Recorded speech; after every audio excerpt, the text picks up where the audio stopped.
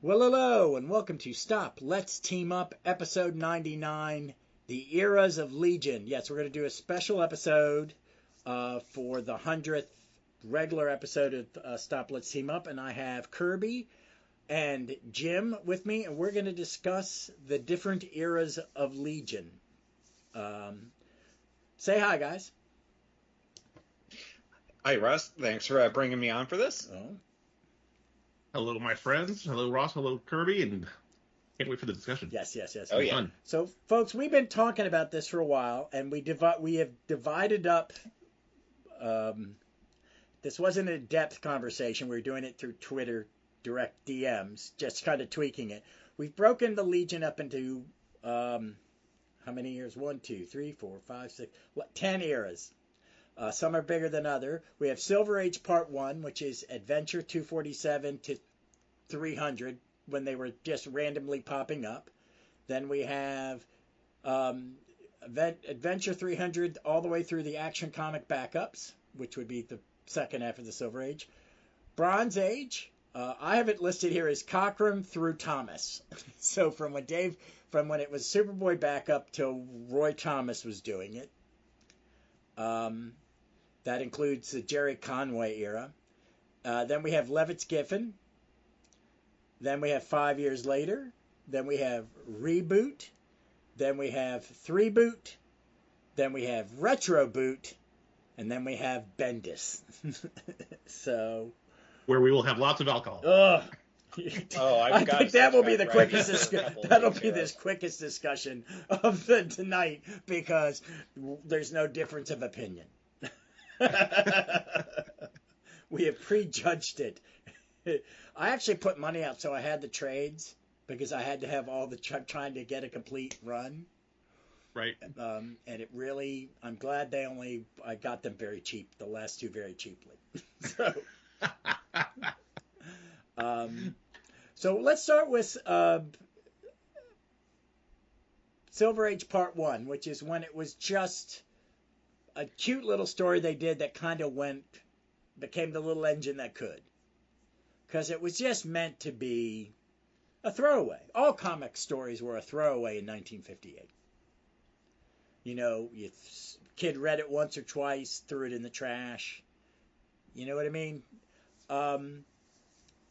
Through when it got to be the star of the book in Adventure Comics. I'm a big fan of this era, because I was lucky enough to be collecting when they were reprinting this stuff in order in the little digest. My brother, I'd read a bunch of Silver Age comics. Part of the reason I fell in love with Legion was the 100-page Giants, and they had some of these in there.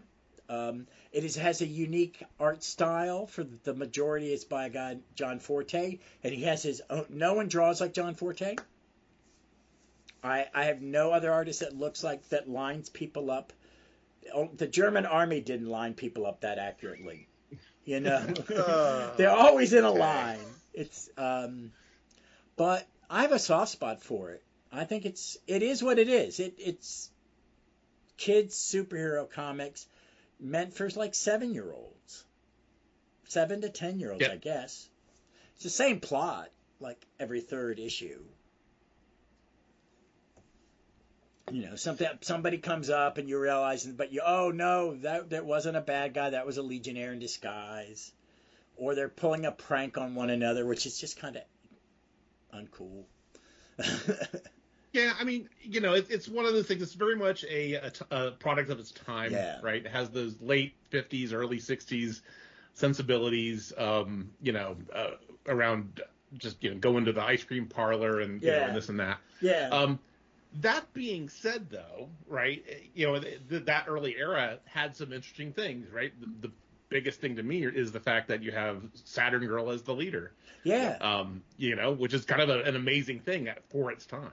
Yeah, there is something about it, too, is that it doesn't follow regular superhero rules. It kind of creates its own. And that they built all these characters that would last to today. The bulk of the characters that are introduced to there are still around in one form or another. Yep, and even like the fun, goofy ones, like Bouncing Boy, who's one of my favorites. But yeah, that's what. Like he could only be made like in this era. Exactly. But he still persists. And he doesn't that's change amazing. much. No. He doesn't change much. He's like Ralph Digby. He's like elongated man. Someone accidentally created a down to earth, genuine human being. Right. So you don't mess with it because he's like, whatever, guys, I bounce. What, Yeah. Yeah, I'm married to Duo Damsel. I'm fine with life. Oh yeah. Yeah, I think that was probably his reward for having the stupidest origin. Of Oh the team. God! But he had the stupidest origin. He basically had. There's another hero has that origin. I think some Golden Age hero has that origin, but he but he doesn't have the lamest power. Right. Because that's Matter Eater, That's right. Lad. That's really the lamest power ever invented. But he is. There's some of these characters that we all, my favorite Legionnaire period is this era's. Well, the original Element Lad. Right. But he's really kind of just this grinning idiot in the early ones. He's always very happy. He's always got a big smile. And like he starts out as that mystery boy. I really fell in love with him later, when like a little before Earthworld. Okay. It went in the 70s then. Yeah, I was reading it, and he would. You can tell who people like by who's writing it. Yeah. I didn't know Jim Shooter in the next year really because he created Chemical King. That's why I don't remember him, but then when I was rereading all those backups, it's like he's in almost every one of them for a while. For a bit. Yeah, it's like, okay, he's not, but he never really does have a personality. Right. No. And I forget he exists a lot of the time, honestly. Yeah. I think I know more about him now because who's it on Twitter that's his favorite? Gene. Is it Gene? Oh, yeah. Oh, okay. Yeah. Okay. But I think it is. It's just the nature of its time. There's some really good thing. My brother is a big Superman fan, so I read a lot of Silver Age Superman more so than Batman. So I like it when I see Al Plastino drawing it. I like John Forte. There's some good Jim Mooney, not great Jim Mooney. I've never been a huge Jim Mooney fan. But it's some generally okay stuff. Yeah, like the Forte art's a little too stiff for me, but like a lot of the writing really gets it through. Where, especially as they're like Edmund Hamilton, they're trying to figure out like, okay, what works in this, what doesn't, because like they don't get the flight rings until like a couple of years in. Oh yeah. They're wearing the belts for a while. I remember when the big action figures came out with a ring for you to wear and a belt for the doll. Oh wow, how about that? Yeah. Is that the plastic one? Yeah, plastic one. Yeah. Kirby has the plastic ring, so I've got two. I've got like a Legionnaires, a reboot, and a original. At some point, they put them both out. I don't have any, so I'm the loser of them. Oh man, we'll have to find you some. I've got like an entire shelf of rings, like Green Lantern ones. For some reason, I've never lost them. But what I liked is I want to talk about the writers, because you had some of the great Golden Age and then science fiction writers. I mean, because it's Jerry Siegel, Otto Binder, Edmund Hamilton. Doesn't Alfred Bester write one or two? Maybe I don't remember I might be seeing his name confusing. in I'm Omnis. reading some Golden Age Starman, and he wrote a couple Golden Age Starman. I didn't realize that. It was like when Fox wasn't around. But it had all those greats. There's a great article in was it Back Issue Alter Ego last month about Hamilton. I read some of it, but not all of it. But it was very interesting that they had all those guys. Well, let's move on to the second one, which is Adventure 300 through Action, whatever it was when it was in the backup in Action. When it was, there's a huge shift when this 14-year-old kid comes in and starts writing. I think his Legion stories are still some of the best. I mean, absolutely. It's the formula refined. And I know Weisinger is helping him. It is, but In his way. in his way, and any DC editor, I keep reading these names as long as I do the podcast, and I went, Boltinoff, kind of not a nice person. Julie Swartz, you find out, really wasn't a nice person. Right. And I went, so they are traditional, like old school bad B movie, like magazine editors, just not very nice people. Yeah, cigar chomping. Jerks. But well, this is right where I think, as I recall, if I'm remembering things right, he was basically taking the Marvel formula, right, of kind of really doing the story and doing the first, draft of the art and kind of the layout of what the story was going to be, and then he hands it off to the other folks to kind of do the rest of it. Yeah. And that's the cool thing is this is a 14-year-old kid, 14, 15, 16 years old, and he's taking these really kind of cool ideas from sci-fi that he's been reading and applying them into the Legion and making some really, really fun stories, two-parters, multi-part things like so good stuff, really good stuff. No, yeah, because he is doing the arts, because when I announced he was doing it, I announced it, I always goes pencils, Jim Stewart, layouts only, because all he was doing was, like you said, laying out the story, and then Swan was coming in and especially with Klein. Yeah. It's everything you had seen before. Just the writing's just a little bit better.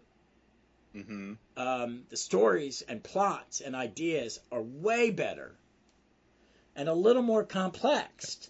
This is a 14-year-old. I'm tired of the trick thing and the it's tired of the repetitiveness. Here's what I want to see. And I don't know how much his love of Legion was like it is with. I think there is a special thing about Legion fans. They may have different eras, but there is. Yeah. It's a hardcore fandom, and that you love all the members in your era and stuff like that. That he really kind of. I feel that love in these stories because the Matter Eater lad that we're going to see with Levitz and Giffen is the same one Shooter wrote. Their personalities, I think this is where they become less two-dimensional, because what I like about Legion is I find even in the back this beer, every character has a unique personality. Yep. It may not be as fully fleshed out it is in the 80s, but Jan is an Element Lad is Element Lad. That's his personality. Sunboy, all of them they really are kind of consistent, and I think it starts here. Yeah, I agree. I mean, you think about it when you mentioned about the kind of the love of the genre, the team. Just think about of course most of the team was pretty much settled by the time he kind of came on board, but you look at the different things that he introduced to the whole concept and the whole genre of the Legion that we still look at today as things that you have to have for a Legion story, right? Things like the Fatal Five. You brought in the Fatal Five, right? Mm-hmm. That's his. Mm-hmm. Mordru, right? Yeah. It's like these are classic villains that if you have a Legion run and you don't see these kinds of concepts, you're like, okay. It'd be like FF without Dr. Doom. Yeah. Yep. Exactly. Time travel exactly right. too. I mean, here's one way. They have told the same Universo story 3 times. Yeah. And they are all, if you go, oh, which one do you like? Well, I like all 3 of them.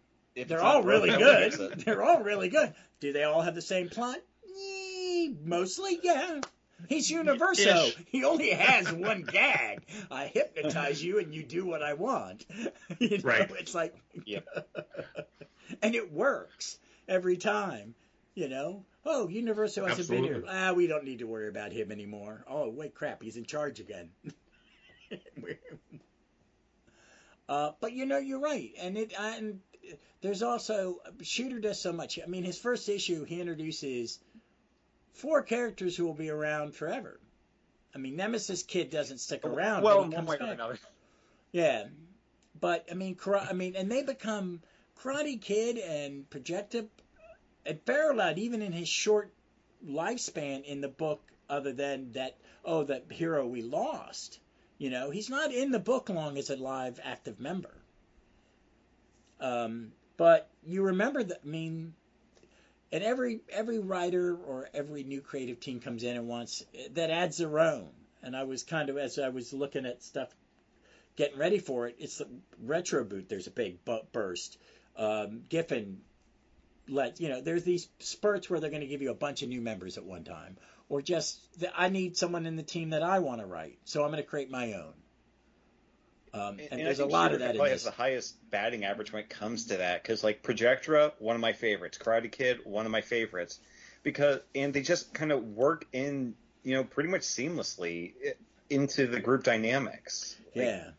You believe that they're all part of this world, even when Princess Projectra is like queen of medieval Earth. Yeah. Or a medieval Earth. Oh, yeah. And I think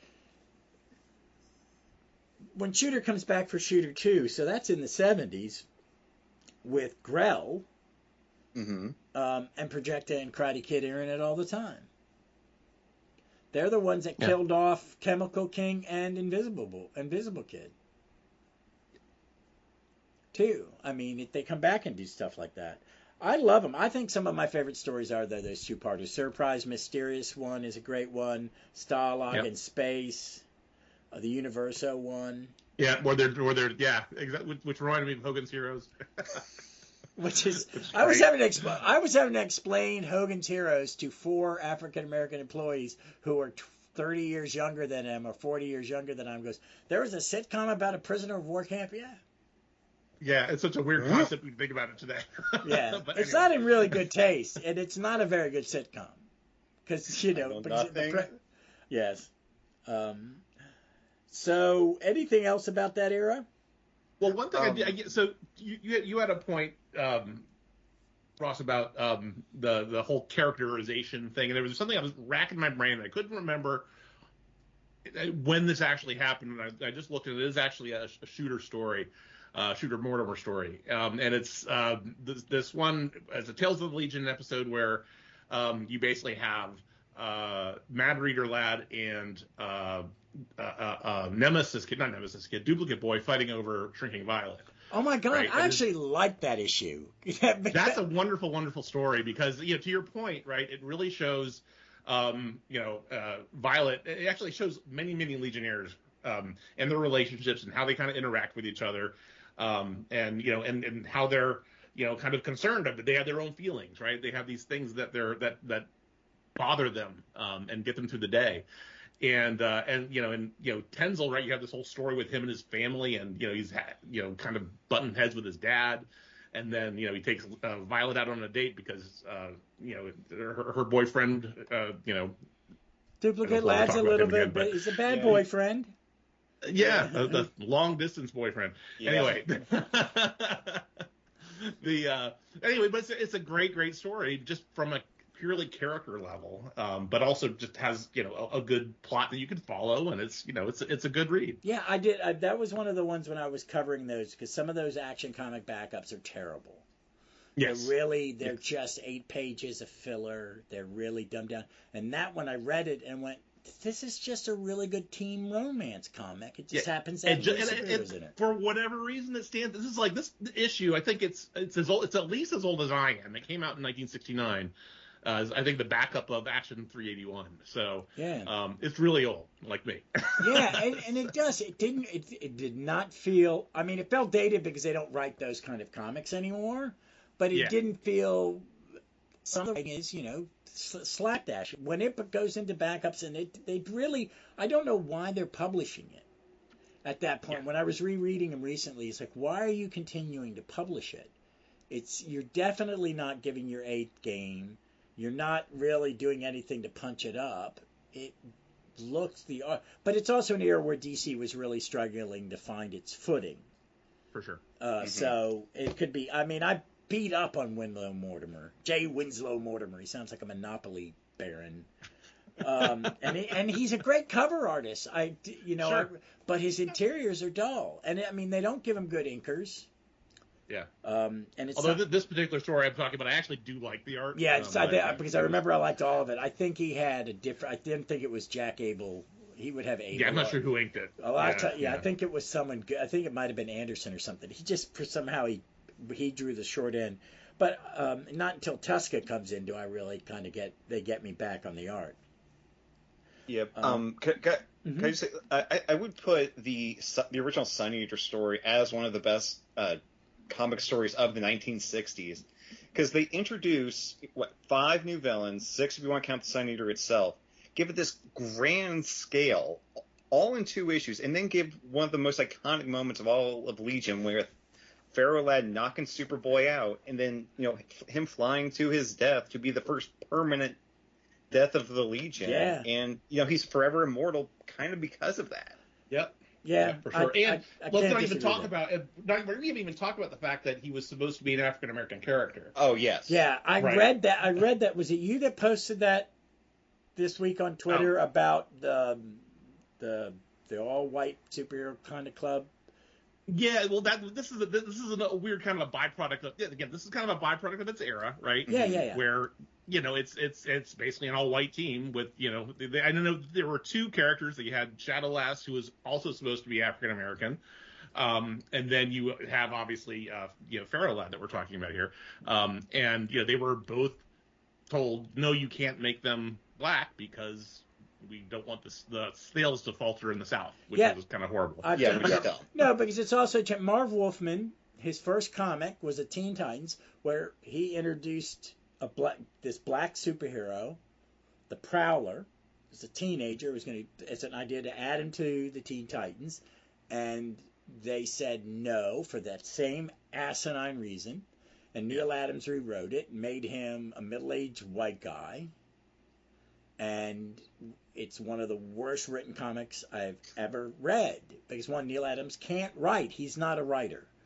And it's just crap, and it's DC cowardice. Not until they let Tony Isabella create Black Lightning do they finally get their head out of their ass.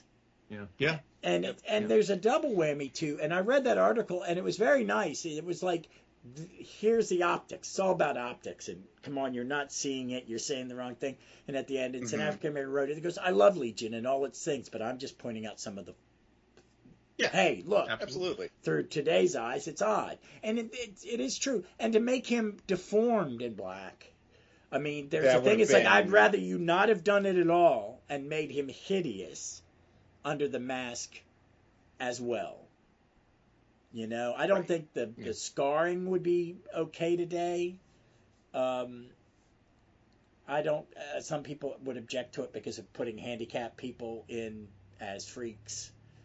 But it's a missed opportunity. I mean, it really is, because Shadowlass is such an amazing character, and that's organic. These characters grow organically. It's not. There's no grand plan. Very much so. And each writer comes in and does something. I mean, think about it. How big a deal was Dream Girl? And then Paul Levitz and Giffen used the hell out of her. And I don't know all the history of how that happened. Were they getting input from the fans? Let's do it. Or were they just, let's try something new? And then the fans voted for her to be leader for some reason. And I don't know if that's because she was getting more predominant, or it was just something weird happened that year in the mail. Because I voted in those years.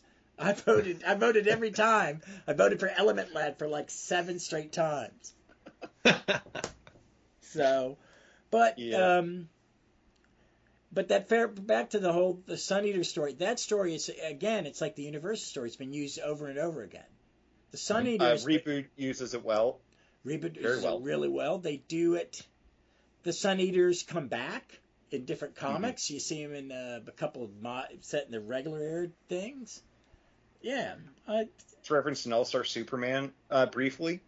And it's a great gag. So now we're going to get into a very long run. So this may take a bit. We're calling it Bronze Age, and it starts with when the backup moves to Superboy. Oop, we lose Jim? Or no? Okay, something blinked. Oh, something. That's my computer. So did something weird. So it basically goes from the 6 backups by Cockrum, and then it becomes the main type. Legion becomes the main event. all the way. And this is a long run, so this is Cary Bates and Cockrum, Jim Shooter and Grell, Cary Bates and him are jumping around, they're taking turns. Then is it Conway's the main writer for how long? Levitz has like a pretty Levitz won. Sizable run it ends in 251, and then it's Conway and Thomas for like the next 2.5-3 years is how this era rounds out. I keep forgetting about Levitz 1, which is good stuff. Yeah, like Earth War. Earth War is one of my favorite stories of all Legion. Yeah. So it's another step. It's Cockrum is, I think, shaping the visual ideal of the Legion. First, you have, I think, Swan and Klein are the early years the top dog. That's my opinion. But then Cockrum takes it up to another level. I don't even know if he takes it up to another level. He's my first Legion artist. So what do you guys think when you look at, because you had to go back and read Cockrum's, how important do you think Cockrum is? Well, it's from the art perspective. I mean, I will say, and this is in the stretch of the 70s, right? It's a very, very long stretch. I picked up, very randomly when I was, not even 10 years old. I would pick up the occasional Legion comic book here and there, and I could not even tell you which one I had. But I will tell you that those costumes popped out, right? I mean, that style that he introduced two comic really books. Made a big difference. Let's just say just two comic books, period. Right. There is until Jim Lee starts throwing zippers and straps and pockets on everything. And the Image guys turn costuming into bondage pret-a-porter. I want to hit this point because it is so important. Dave Cockrum is second only to Jack Kirby in comic designing, superhero comics designing, period. And I think in some cases, you could probably say Cockrum has some better costumes created. Yeah, I won't disagree with you. I will not disagree with you there. Yes. No. Yeah, because Wildfire, who was like his first creation to the Legion, like that is a perfect design. Like you don't mess with it. They do. But they shouldn't have.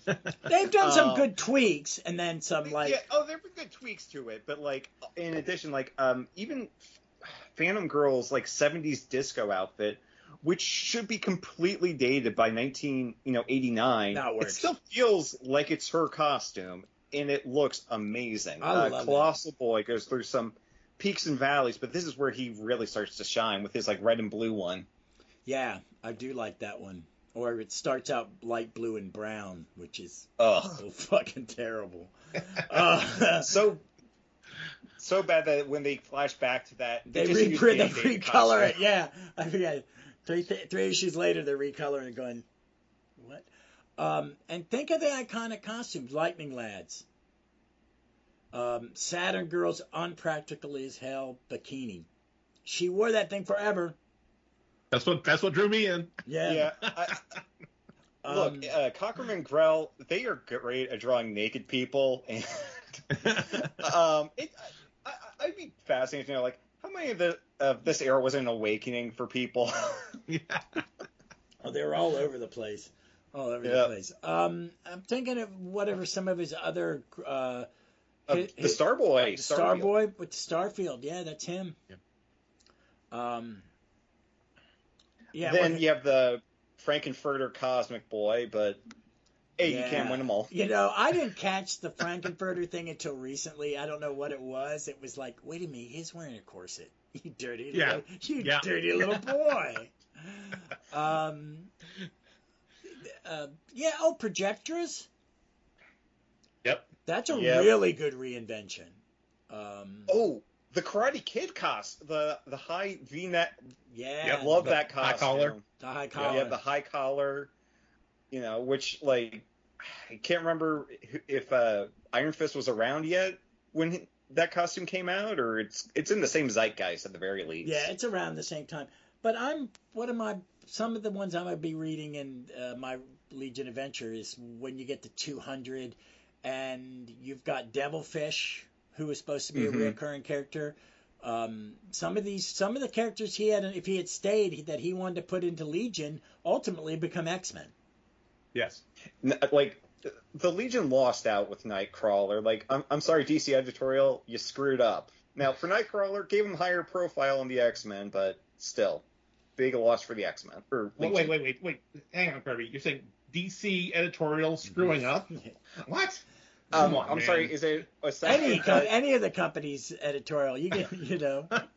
They're editors who I love as editors, but every time I love Mike Carlin as an editor when he edited Superman books, because it was a triangle era. It was this great era of Superman. It was all concise.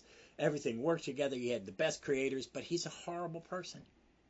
One, he hated Jim Parabeck and canceled Justice Society because he hated Jim. I'm like, you're a moron. Yeah. So we'll see. I think one of the things that we've learned about DC editorial and the Legion is that the more that they interfere, the more they completely screw this book up. So we're in an era right now where they're kind of hands off from an editorial perspective. And that's it. And we're going to get to that all the way through the next group, because it has peaks and valleys. Okay, I love the Cockrum, Grell, Levitz 1. Yep. There's this huge run where it's just really freaking good. The one and done stories are good. The random arc that they do, they don't really do an arc until Levitz comes in. Right, with that Earth War. Earth World's the first big epic. And James Sherman's art, who is gorgeous. I would kill for some of that original art. What I love about Jim Sherman's run, it's incredibly short, and it is something we all talk about. Like, had he finished Earth War, we would be talking about that in the same breath as Great Darkness Saga. Yeah. Well, because I think love Joe Statham, but it's a rush job. And he hadn't found his groove yet as a penciler. No. Because he's much better by the time he gets to All-Star Comics. Oh, 100%. He also has Bob Layton inking. He needs an inker. But yeah, you're right. Jim, you're right. It's the longer they leave it alone. They weren't messing with this. Yeah. They were just going, well, it's more popular than Superboy. Make them the main characters. That'll sell more comics. Keep doing what you're doing. Exactly. And then you get to Levitz. Levitz 1 kind of goes, he kind of invents, this is what it could look like if we did some continuity and stopped doing the DC one and done, or, Legion's just good for 2 parts. You can't, you know what I mean? Yeah. And it was like, he did it, and then Conway came in after him, and I don't mind the Conway stuff. I think it's fine. It's up and down. I read it monthly. I was reading it right off the rack, or going to the comic shop and get it. Jimmy Jans, I have a soft spot for some of his art. There's some okay, and there's some okay stuff. He's anchor dependent too. Yeah, but he allowed Dave Hunt. I didn't mind that. I'm not bad with that. But they were good. They were still Legion stories, and Conway knows how. I mean, he had written Justice League. He knows how to use a big cast. Which you definitely need to do. When you focus on too few Legion characters, that's where things get messy. And I think part of the reason Legion, especially in this era, was able to do what you guys is it's allowed to kind of exist in its own little corner, and I think that helps. Yeah, and I think that I want to talk about when we're all done about that specific thing. So, Jim, what do you like about this era, say, post, like when your overview of it? What do you think? Well, I mean, like I said, I think it's both the costumes as well as kind of the amping up of the space opera factions, right? So this is the time, right, where we have, Star Trek has been out, and then we have all kinds of other things, Space 1999, Star Wars, obviously, the Star Trek, movies and things like that. So the stakes get up. So to the point about Earth War, you have these very much, these really cosmic type stories start to seep into the actual title. Even those, even these silly things, right, where you have like the space circus and space pirates and things like that. That pirate hat. And some really bad Steve Ditko art. Dare I say Reflecto? I don't hate the Reflecto saga as much as most people. But I do. I mean, you see, Roy Thomas is coming to write Legion. I was like, he knows how to write a superhero comic. It's going to be a disaster because it's terrible. His few issues are awful. It's 7 issues and it feels like 30. Because everyone is either Spider-Man or Hawkeye. exactly right. And that works for Wildfire and Dawnstar, but like no one else. It stumbles around, but I think that I don't mind the Reflecto story. I kind of having had a copy. My brother had a copy of the Adult Legion story. It had all the statues of the dead Legionnaires, and I just you're gonna tell it, yay, finally! Because you, as a fan who had that, at that point it was like, when are we gonna meet them and when do they die? Yeah, because they kind of stuck to it for a long time. Yeah. And then they just, I was thumbing through Modern Reach Retro Boot, and there's so many damn statues. It's like, Christ, why would anyone join? But it's okay. It doesn't, I need to be reminded, though. So the issues that start leading into the Great Darkness Saga, when we transition into this next section, because we're going to say Levitz Giffen, but it doesn't start with Levin. It's Levitz and yeah. Is Pat Levitz Broderick? Pat Broderick, yeah, because he's the man. Broderick and Patterson, yes. Yep. Broderick, and I've heard people pronounce that Broderick. Russ, you there? Hey guys, let's jump back. We had a little technical difficulty, so I'm having you've missed this edit where they were talking about Yingling. Just beer in general, really. And I was frozen, and beer in general. Let's go back, because Kirby brought up something when we came back in. We didn't mention that they tried to bring in characters who were not white or a weird color and showed another color of human beings by creating Tyrak, the first black legionnaire, and Dawnstar, the first Native American. Dawnstar became a staple of the team. Yes, and she's because she doesn't take anyone's crap, in her relationship with Wildfire is one of the great tragedies of this era. Unfortunately, her costume pretty stereotypical of I've seen Cher in something similar. Yeah, it's more Bob Matt. Yeah, it looks like a Cher costume from their variety from the Sonny and Cher show. That's the best analogy I've heard ever for that costume. Yeah. Okay, so real quick sidebar. I just want to tell this. I went to the Native American Smithsonian Museum, and they have a thing of Native American depictions in media, and I'm like, I understand the point of this exhibit 100%. Is there a display of any Dawnstar cover on here? Yeah. Was there? There wasn't, and I looked. Yeah. I also looked for Thunderbird, and those were the only two that left mind. Okay. And Tyrak is just he could have been a great character if he had just been a person of color who had a superpower and joined the Legion. That'd have been fine. But making him from this Brigadoon island of free, this is a good example of editorial getting in the way and not having organic characters evolve, right? Because the way that I understand history is that they were said, hey, we need diversity in the Legion, and Jim Shooter was like, yeah, no shit, I tried to do that 5 years ago, and you didn't let me do it. And then Cary Bates and Mike Grell create this concept of Tyrock, and because they were forced into it, I mean, it was just horrible, and so they make this horribly designed, horribly written character. And they make him so bad that eventually they just kind of slowly push him to the sideline, which is almost worse than not having him at all. Yeah. I remember reading those as they were new, going, "Hey, he's cool," and it was like it's a good Mike Grell. It's an okay Mike Grell costume. Yeah, he only designs for back then it was Warlord and Tyrock, and they're just basically wearing the same costume. Yeah. I mean, the concept is horrible, right? I mean, Tyrock, you change the last letter to an E and you have Tyrone. I mean, it's just such a horribly, racist and very, I don't know what word is, but it's just very, very much a kind of a trope at that point, right? Two white guys creating a black character. Exactly right. So come on, guys.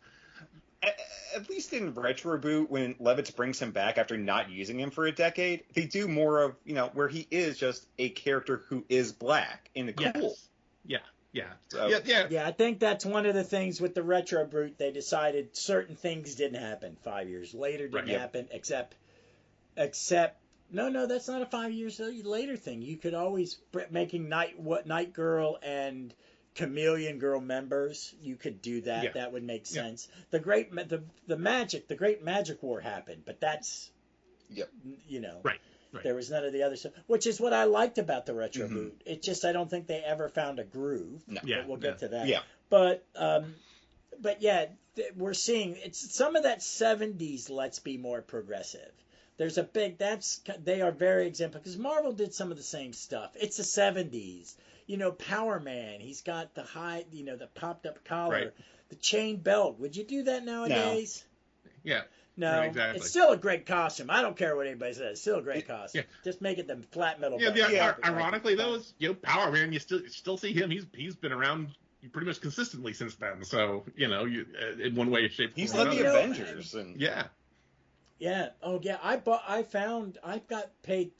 the Luke Cage complete omnibus, $35 last week. oh Oh, my, nice. that's great. Yeah. My buddy Ken goes, I've never read any, but is there really an issue where he goes to Latveria to get $500? Doom owns him? No, yeah, dude. It's a 2-issue story. I got that issue signed by Englehart. Is that one of the ones That you was got? one of the ones I'm like, I need to have Englehart sign this issue, but You owe me money, Dr. Doom. $200.